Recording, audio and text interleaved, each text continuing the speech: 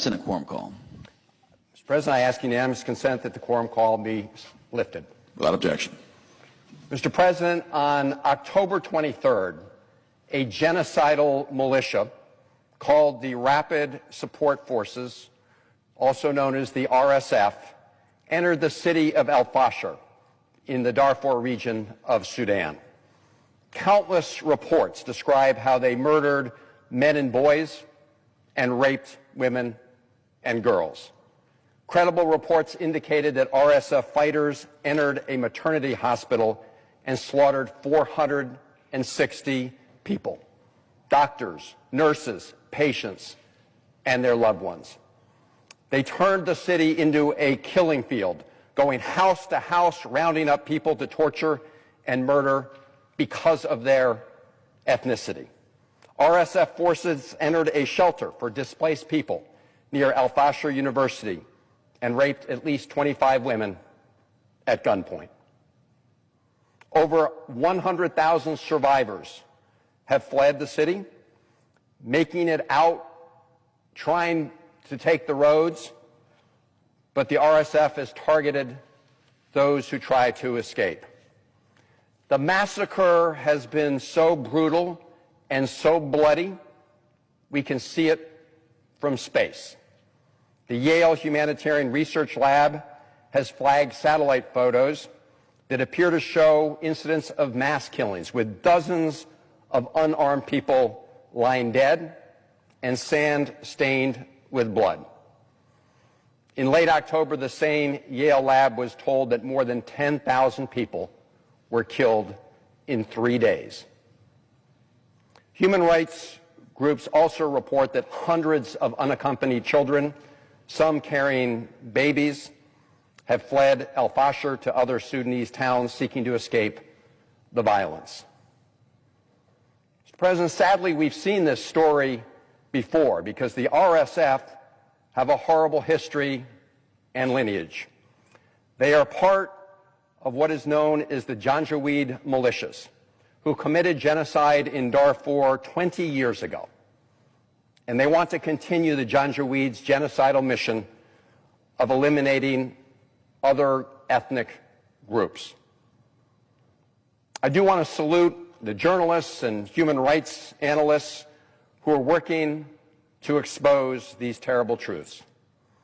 But it's up to us as to what we do with that truth. And the truth is, this could have been prevented. We had warning, and we could have done more to stop it, and we can still do more now to stop the ongoing genocide. Al Fasher was under siege for 18 months. The civil war in Sudan has been raging for 2.5 years. More than 150,000 people have died, and approximately 14 million have been displaced in Sudan, marking the largest and fastest displacement crisis in the world. Earlier this year, at the beginning of his administration, Donald Trump gutted USAID and suddenly cut off our humanitarian aid to Sudan. More than 1,000 soup kitchens closed overnight. While others have stepped up, the vacuum left by AID's departure means that even more innocent people are dying. And even as we cut humanitarian aid for the victims of genocide, we have not effectively used our leverage and influence to end the war. Because throughout this conflict, we, the United States, have continued to send weapons to the United Arab Emirates, the UAE, who we know are arming the murderous RSF.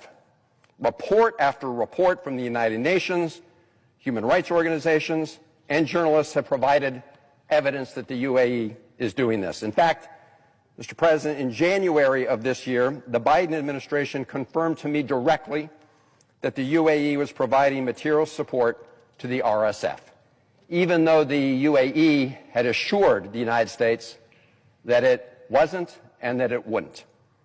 So this is not a question for debate. And in fact, if the UAE is not supplying the RSF with weapons, then they should have no concerns about this legislation. And around the same time that I heard from the Biden administration about the UAE supplying the RSF, the U.S. government concluded what is clear from plain sight, that the RSF and their allied militias are committing genocide in Darfur. According to the State Department's assessment, and I quote, "The RSF and allied militias have systematically murdered men and boys, even infants, on an ethnic basis, and deliberately targeted women and girls from certain ethnic groups for rape and other forms of brutal sexual violence. The same militias have targeted fleeing civilians, murdering innocent people escaping conflict, and prevented remaining civilians from accessing life-saving supplies." End of quote from the State Department of the United States. So we know this has been going on. We've known it for years.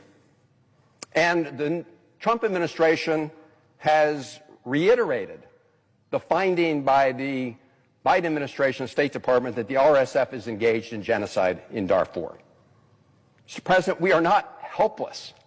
We are not innocent bystanders in the face of these unspeakable crimes. We have leverage. We just need the political will to use it. And I should say, Mr. President, we recognize that the RSF is not the only party to this conflict in Sudan. The State Department has determined that the Sudanese armed forces, known as the SAF, have also committed atrocities throughout this war. And there are also other external actors fueling the war in Sudan, including countries like Turkey, Egypt, Iran, Russia, and others. I commend the U.S. mediators who've been trying to bring peace to the region, both in the previous administration and now. But at the same time, we've got to recognize, after 2.5 years and after all the bloodshed and the ongoing genocide, that talk is not enough, that we have to use at least the leverage we have and use our influence more effectively when it comes to the UAE and its arming of the RSF.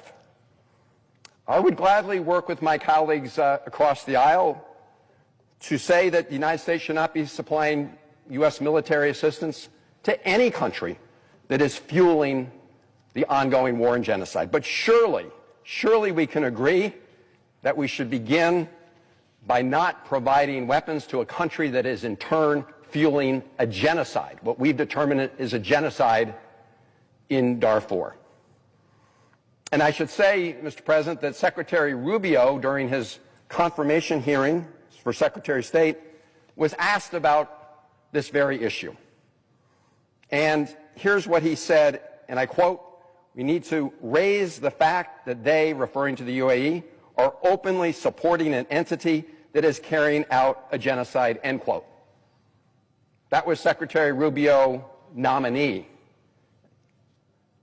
But I asked the Secretary, and I asked the President, I asked my colleagues, if we agree that there's a genocide going on, and we agree that it's being committed by the RSF, shouldn't we agree that we should at least pause the transfer of weapons to the UAE, which is fueling the genocide in Darfur? And why haven't we done that? Well, Mr. President, Donald Trump visited the UAE over the summer. Instead of demanding accountability for their role in the genocide in Darfur, he gave away the crown jewels of American AI. And many of our most sophisticated chips were promised to the UAE. In return, a UAE-backed firm gave the Trump family's newly launched stablecoin business a $2 billion boost. And it was just days before President Trump visited the UAE that the administration greenlit the sale of $1.4 billion of arms to the UAE. What about the genocide they were fueling in Darfur? Did he say anything about that? It doesn't seem that he raised those issues during his visit to the UAE. In fact, President Trump said just yesterday in a speech that Sudan was, quote, "not on my charts," unquote, until the Saudi crown prince brought it to his attention. Really? Really, President Trump? This has been going on for 2.5 years. You've been sending military assistance to the UAE that in turn is fueling the RSF's murderous rage in Darfur. And it just wasn't on the president's charts until yesterday. What was on his charts was all the corrupt deals that were going down in the UAE. So, Mr. President, here are the facts. The UAE is aiding and abetting a genocide in Darfur. Meanwhile, the Trump administration has been providing highly sophisticated U.S. technology to the UAE, removed many of the safeguards that have been in place to prevent that technology from falling into China's hands, and shipping them advanced technology and deadly weapons, while a UAE state-owned company invested $2 billion in the Trump family's crypto scheme. Now, earlier this year, in the summer, Senator Murphy and I, along with colleagues, filed a joint resolution of disapproval to try to stop those weapon sales to the UAE, sending a message or trying to send a message that United States foreign policy could not be manipulated by corrupt bargains. Unfortunately, that effort failed.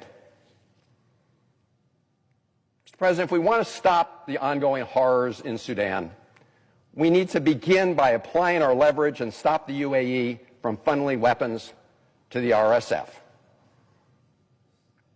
That's why I've been working for years during this conflict with Congresswoman Sarah Jacobs. We introduced a bill.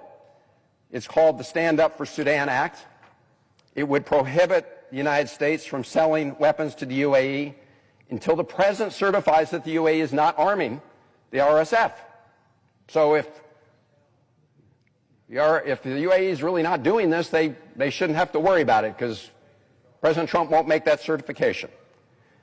And Mr. President, I acknowledge that the UAE is an important partner to the United States. But that doesn't mean that even with partners, we shouldn't use our leverage to stop them from fueling a genocide. I remember many days when Senator Rubio took to the floor of this Senate, and he talked about having an American foreign policy based on values and principles, on human rights, on self-determination. That has all gone out the window in this administration. It seems like a quaint thing. But, Mr. President, it doesn't have to be a quaint thing in this body, in this Senate, where senators can stand up for our values and can make sure we exercise our leverage to prevent the ongoing genocide in Darfur. I'm going to close with a story about an orphan boy in Sudan.